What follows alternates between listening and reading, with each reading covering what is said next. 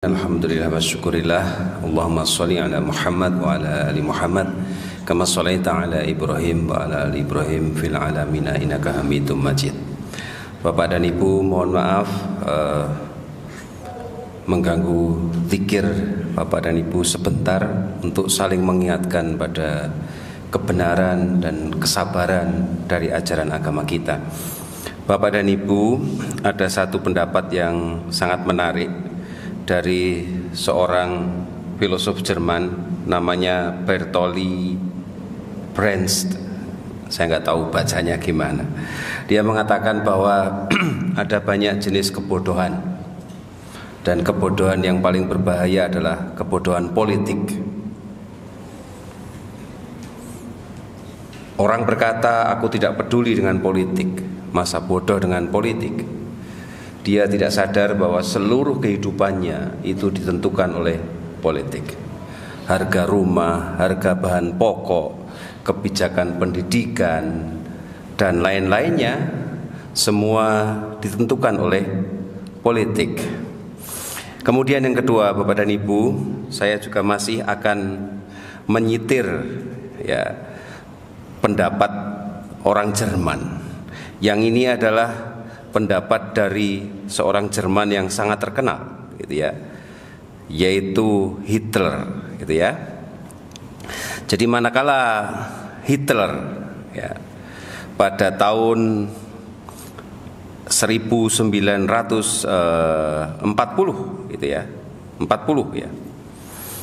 ketika pasukan Nazi berhasil menaklukkan pasukan Perancis dan kota Paris berada dalam genggaman Jerman, maka kemudian Hitler mengunjungi Paris dan dia mengunjungi Museum Napoleon Bonaparte, dan kemudian menurut riwayat Hitler berkata, tentu berkata ini tidak ditujukan kepada Napoleon tetapi kepada rakyat Prancis dan mungkin ke seluruh dunia. Dia berkata di depan makamnya Napoleon, Napoleon yang terhormat, maafkan saya karena telah mengecewakan negaramu. Tapi kamu harus tahu bahwa ketika rakyatmu sibuk mengukur kecantikan perempuan, rakyatku sibuk mengukur kaliber senjata. Jadi dia sebenarnya ingin memberi message kepada orang-orang, bahwa Paris menjadi bisa ditaklukkan karena tidak lagi memberi perhatian yang kuat terhadap pertahanan, tetapi dia memberikan perhatian yang banyak untuk hal-hal yang tidak penting, yaitu kecantikan perempuan. Nah, hadirin rahimatullah,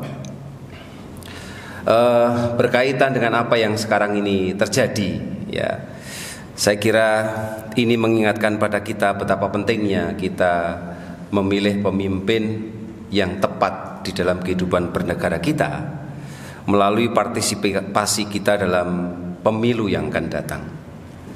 Saya sedih ketika mendengar komentar orang sehabis mendengarkan debat capres kemarin misalnya Ada banyak pihak yang melakukan penilaian mana capres yang berkualitas, mana yang tidak, dan lain-lain, tentu dengan berbagai sudut pandang. Tapi kemudian ada satu perkataan sinis, akhirnya penentuan pilihan kan bukan karena itu, Mungkin mereka mengatakan, telanlah ide-idemu, aku gak peduli dengan pemimpin yang berkualitas dan tidak berkualitas, tapi aku hanya peduli dengan pertimbanganku sendiri dalam memilih pemimpin. Yang boleh jadi ini sudah menjadi isu umum, pada akhirnya money politics bermain. Ibu bapak, ibu-ibu nggak ada di belakang, mungkin ada juga ibu bapak, mas-mas rahimatullah. Saya kira dalam ajaran agama kita sudah sangat jelas perintah-perintah untuk memilih pemimpin yang baik maupun pentingnya memiliki pemimpin. Bahkan kemudian kita tahu Majelis Ulama Indonesia juga mengeluarkan fatwa tentang hal ini, Dan ini mestinya menjadi satu petunjuk bagi kita untuk bersikap. Ketika kita dihadapkan pada pilihan yang jelas ada yang baik, ada yang buruk, maka tentunya itu menjadi mudah bagi kita, karena ajaran agama kita memerintahkan pada kita untuk memilih yang baik. Ketika kita memandang itu semuanya kan baik calonnya, itu juga tidak susah, karena kita diajarkan untuk memilih yang terbaik di antara yang baik. Bahkan andai saja semua calon pemimpin itu buruk semua, itu pun juga tidak susah bagi kita, karena ketika kita dihadapkan pada pilihan-pilihan buruk, keadaan-keadaan yang buruk, maka kita diperintahkan untuk memilih keburukannya yang paling kecil. Jadi selalu ada sikap yang bisa kita lakukan dalam menghadapi situasi apapun. Allah Subhanahu wa taala berfirman dalam surat Al-A'raf ayat 96. A'udzubillahi minasyaitonirrajim. Walau ana ahlal qura amanu wa taqau la fatahna alaihim barakatim minas sama'i wal ardh. Walakin kadzabu fa akhadnahum bima kanu yaksibun. Ayat ini menjadi satu landasan umum bahwa syarat dasar tercapainya kemakmuran suatu masyarakat itu adalah ketakwaan dan keimanan dari masyarakatnya. Dan untuk membentuk masyarakat yang beriman dan bertakwa pasti dibutuhkan suatu kepemimpinan dan kepemerintahan atau imamah wa imaroh. Bagaimana mungkin bisa memiliki rakyat yang bertakwa, beriman, kalau tidak ada sebuah kepemimpinan dan pemerintahan yang beriman dan bertakwa? Nah, oleh karena itu hadirin sekalian, tentu saja kesadaran seperti itu adalah kesadaran yang harus kita bangun. Tidak saja hanya karena pertimbangan religius bahwa ini adalah perintah Allah, ini adalah misi utama Islam, tetapi juga itu demi bangsa dan negara kita di masa yang akan datang. Kalau kita lihat ilustrasi apa yang dikatakan oleh Bertolli dan juga Hitler tadi, boleh jadi itu menggambarkan apa yang sekarang terjadi di negara kita. Masih banyak orang yang buta politik, bodoh politik, dan abe masalah politik.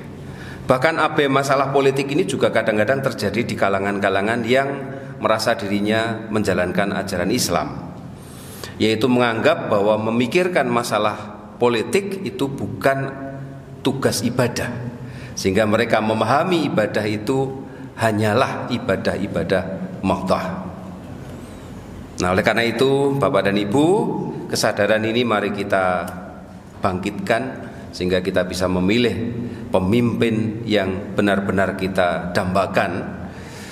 Dan untuk itu peran kita sebagai intelektual, apakah dosen, apakah mahasiswa, mari kita terapkan di sini. Salah satunya adalah juga dengan mengedukasi masyarakat. Karena meskipun di kalangan akademisi sekarang sudah muncul kesadaran itu, kampus-kampus sekarang banyak menguji para capres dan lain-lain, tapi ada kekhawatiran di lapangan nanti it doesn't work. Ya, kenapa? Salah satunya karena komposisi pemilih kita konon katanya 70% adalah uneducated. Ini sesuatu yang mengherankan. Kita sudah membangun negara puluhan tahun, kok sampai sekarang 70% masih bisa disebut uneducated gitu ya. Nah, ini sesuatu yang sangat menyedihkan. Maka kita juga punya tugas tambahan sebagai intelektual untuk mengedukasi publik. Wallahu a'lam bishawab. Assalamualaikum warahmatullahi wabarakatuh.